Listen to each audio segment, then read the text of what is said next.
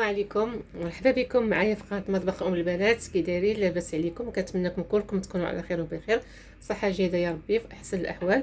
الفيديو ديال اليوم ان شاء الله غنحضر معكم البقلاوه الشرقيه او التركيه، كتجي رائعه ولذيذه بزاف وسهله في التحضير ديالها وما فيهاش قوه المقادير وكتباع بثمن باهظ. علاش لا ما نحضروش البيوت ديالنا؟ راه سهله، ما فيهاش شي حاجه زعما اللي هي كثيره وما فيهاش شي تقنيات، سهله سهله سهله بزاف وكتجي لذيذه ورائعه باش نزينوا الطبله ديال نهار العيد ان شاء الله. وها نتوما هاكي تتكون، هاكي تتجي، كتجي مقرمشه، كتجي معلكه، كتجي رائعه وزوينه. كنتمنىكم باش تحضروها وتجربوها وخليكم معايا حتى الاخر ديال الفيديو باش تشوفوا كاع المراحل. اول حاجه غادي نبدا بها وهي السيروب او القطر باش غنعسل هاد المعسله. يمكن لكم ديروا هاد السيروب اللي انا غندير، يمكن لكم تسقيوها او تعسلوها غير بالعسل اللي كيناسبكم واللي متوفر. عندي هنا كاس ونص ديال السكر حبيبات وكاس ديال الماء.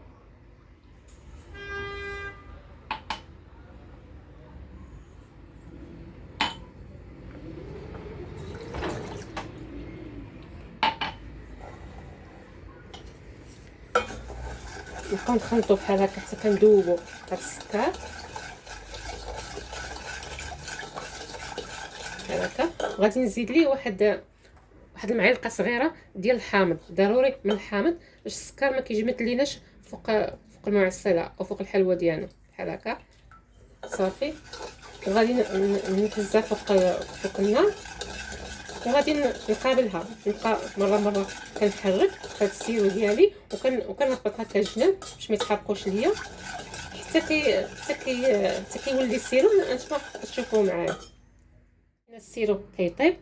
انايا خديت اللوز، نتوما ديروا اللوز او ديروا كاوكاو او ديروا البيستاج. هي هاد المعسله الشرقيه راها معروفه بالبيستاج، ولكن كل واحد راه كيمشي على حسب القدره الشرائيه ديالو. ديروا اما اللوز اما كاوكاو اما بيستاج اما اكاجو اما نوازيت، اما اللي متوفر لكم واللي موجود عندكم هو اللي غتستعملوا. انايا غادي ندير كميه قليله، خدت 250 غرام ديال اللوز او رابعه ديال اللوز.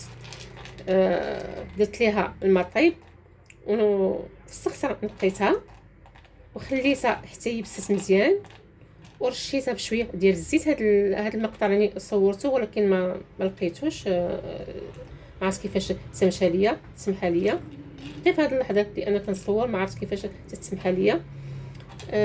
درتو رشيته بشويه ديال الزيت ودخلته للفران. يمكن لكم تقليوه اللي بغيتو، ولكن غير نص طيبه. الا قليتو غير نص قليه، الا درتو في الفران غير نص تحميره، تحمروش مزيان باش حيت باقي غيدخل الفران وباقي غادي يطيب. ما نحمروش بزاف باش ما يتحرق ليناش في قلب المعسله، يعني غير نص تحميره بحال هكا. صافي، وخليوه تيبرد. غادي ناخذ المولينكس ديالي وغادي نديرو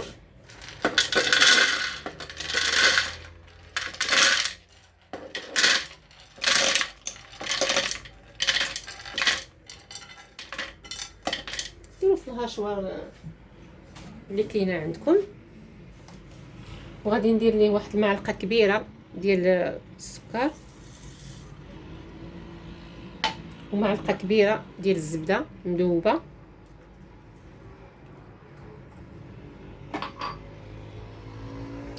والقريصه ديال الملحه باش نصحوا الذوق. وغادي ندير ليه واحد المعلقه صغيره ديال الزهر. الزهر اذا كان شي زهر يكون نوعيه ممتازه، ما كان شيء نكهو بالفاني. ولا اللي ما كياكلش الزهر، ما كيبغيش الزهر، غير ينكه بالفاني.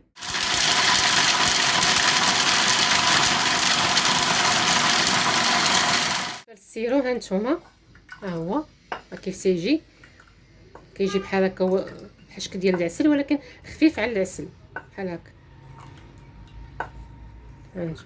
هذا هو الشكل ديالو كيف خصو يكون. بالنسبه لورق الفيلو انا خديت هذا النوع هذا ماشي اشهار، هذا هو اللي لقيت حدانا، كيتباع حدانا حنا، هذا هو اللي خديت. وهذه هي ورق الفيلو. انا غادي نديرها في هاد المعسل اللي غادي نديرها في هاد البول هذا، او في هاد الطاوه هذه ديال الزاج. هي اللي صغيره عندي شويه، يعني انا ندير كميه صغيره ديال اللوز، ما بغيتش ندير طاوه تكون كبيره. يعني هذه باش تقدني ديال الزاج هي اللي خديت، فرشت ليها ورق الطبخ، واخا راه الدجاج احتياط فرشت لها ورق الطبخ صافي. وانتم راكم عارفين ورق الفيلو حساس دغيا كيتقطع. انا غادي نقلب الوريقات اللي يكونوا صحاحين، واحد جوج ولا ثلاثه، غادي نحيدهم نخليهم هما اللي غنستعمل من الفوق. وهذا اللي بغى يزيدوا واحد المعلقه ديال العسل يزيد. انا ما بغيتش الحلاوه بزاف تكون عندي، نقص ديك المعلقه ديال العسل، خليت له غير السكر اللي انا درت والماء ديال الزهر صافي. هادشي اللي خليته، والزبده، ما زدتوش العسل. اللي بغى يزيدوا واحد المعلقه ديال العسل راه يزيدها. وهنايا خديت واحد جوج معالق كبار باش غادي نخليتهم يتزين. وهنا انا عندي هاد القالب هذا عندي فيه 28 لا 32 في الطول. عندي فيه 32 في الطول، وعندي فيه 28 في العرض. داكشي علاش انايا هاد الورق ديال الفيلو ما بغيتش نضيعو، ما بغيتش نقص منه هاد الطريف هذا اللي جاني زايد على هاد الدجاجه هذه اللي هي عندي. طويته من هنا، غادي نبدا نطوي مره من هنا ومره من هنا باش ما نضيعش هاد الورق ديال الفيلو. بغيتو الا عندكم نتوما بحال هكا شي مول صغير بغيتو قطعوه. انا غادي نخليه 125 غرام ديال الزبده، يعني نص رابعه ديال الزبده هي اللي خديت. دوبتها بحال هكا، خليتها كتغلي وتعاود حتى تغير اللون ديالها بحال غتولي نوازيط بحال هكا. وخليتها حتى بردت، ضروري الزبده تكون بارده، وعاد نبداو نخدموا بها. الورق ديال الفيلو راه دائما خصنا فوق ما نهزو شي وريقه خصنا نغطيو باش ما تيقصحش لينا.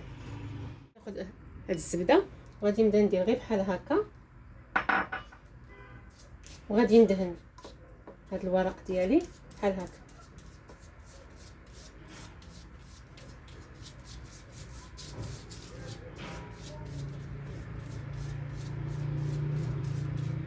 انا حيت درت لي هاد الورق ديال الطبخ لتحت شويه. هاد الورق ديال الفيلو كيتحرك من بلاصتو،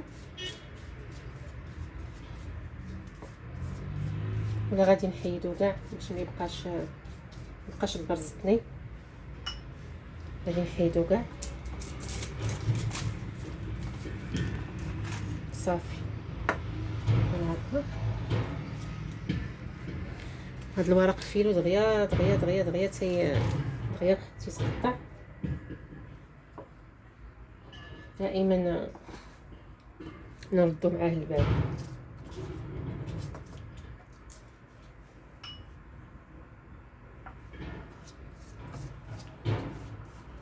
انا عندي هاد ورق الفيلو عندي فيها 10 ديال الوريقات، غادي ندير 5 و5 في الاخر من بعد ما نديروا الخليط ديال اللوز.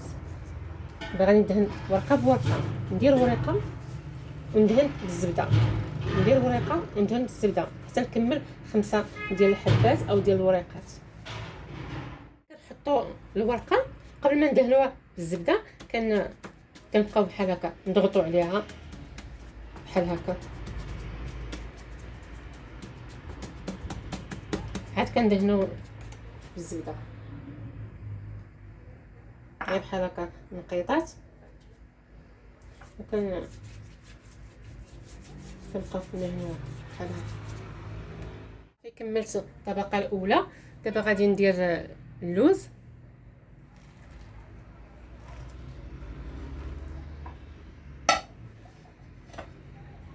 نسرحو بحال هكا.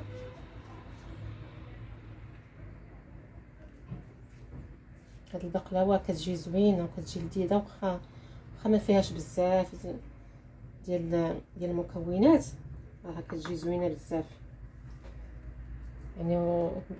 الاسمنه ديالها باهظه الصراحه، كتاخدي غير واحد البواطه غير صغيره الثمن.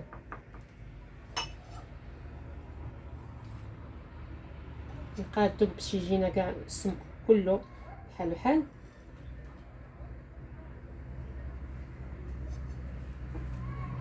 ديت الكاس وغادي نبقى بحال هكا نضغط عليها. هانتوما كي شفتوا اللوز راه ما كاش مطحون بزاف، راه غير مهرمش، ولكن ماشي مهرمش غليظ، مهرمش رقيق.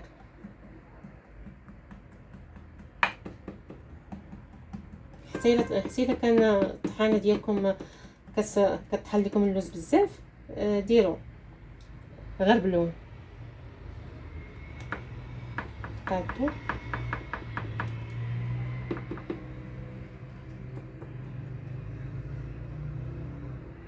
الكاس بدا كيهز.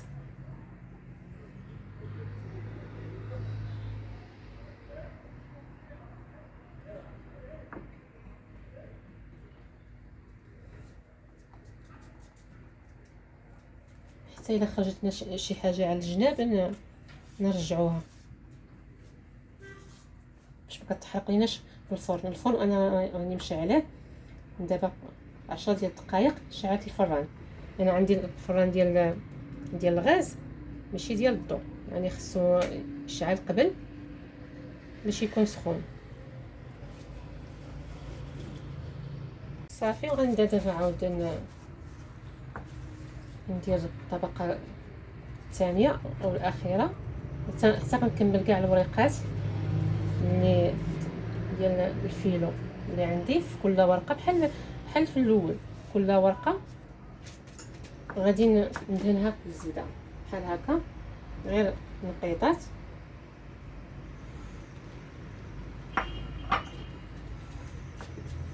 صافي كنبدا بحال هكا حتى غنكمل كاع الورقات اللي عندي ونرجع نتلاقى معكم. صافي كملتها الطبقه الاخيره. هاد جوج ورقات الاخرين اللي انا خليت صحاح، واخا تلقاوها فيها اللي كيكون مقطع، ولكن كنغيروا زعما ما كيوقع لها والو. يعني كطيب راه كتبقى تجي بحال اللي صحيحه، بحال اللي مقطعه. غير المهم هاد الفوقانيه هي اللي تكون صحيحه. صافي انا غادي نقطعها. انا غنخديت هاد العود ديال الشواء هو اللي غنقبط به العبار. يمكن لكم ديروا المسطره. صافي يكون شي موس يكون حاد. صافي وكنبدا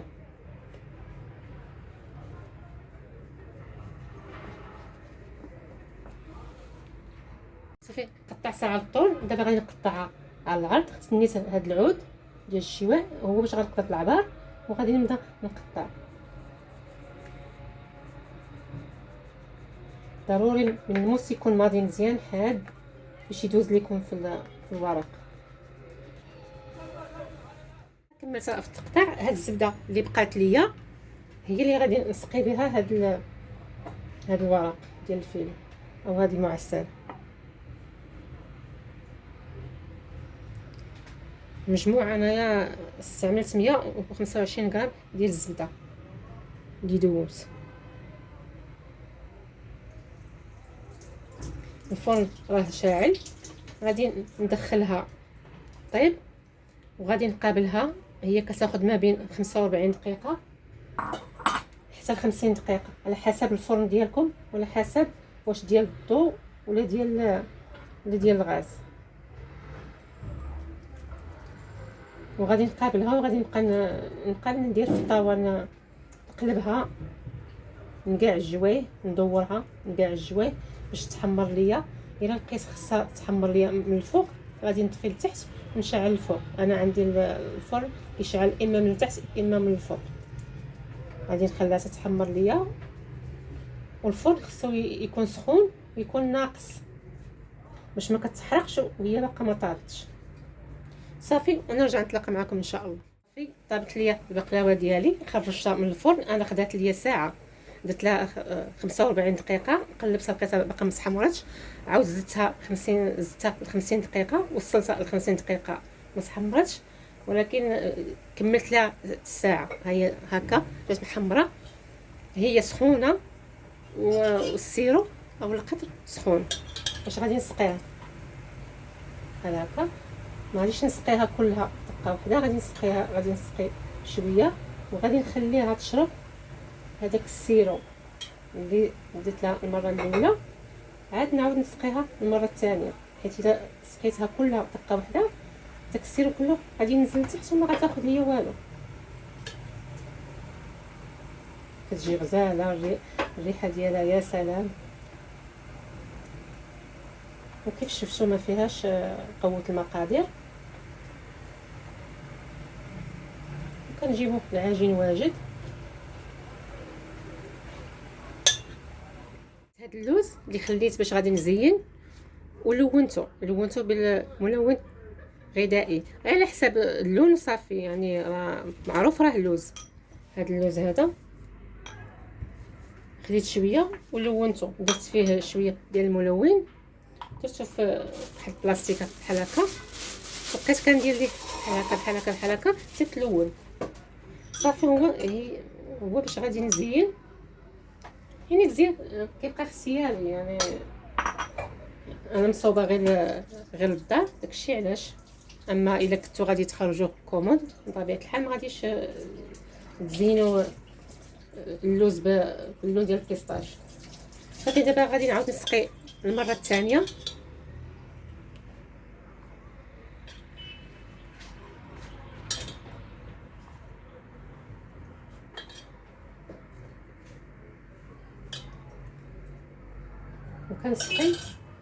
كنسقي جوج ولا ثلاثه، وكنحط شويه ديال اللوز باش كنزين بحال هكا.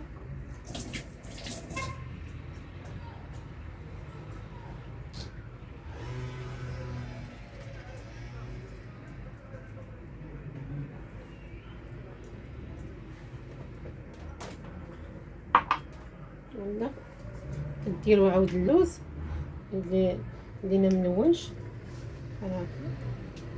كيبقى الاختيار عليكم نتوما، زينوا داكشي اللي كيناسبكم. انا لونت النص وخليت النص، نتوما ديروا داكشي اللي كيناسبكم.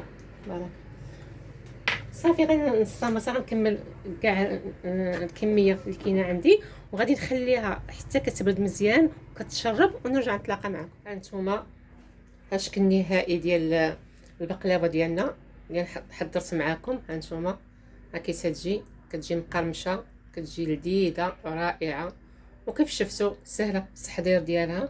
كنتمنىكم باش تحضروها وتجربوها، تزينوا بها الطبله ديال نهار العيد، وبصحتكم وراحتكم، ونتلاقاو في فيديو جديد ان شاء الله.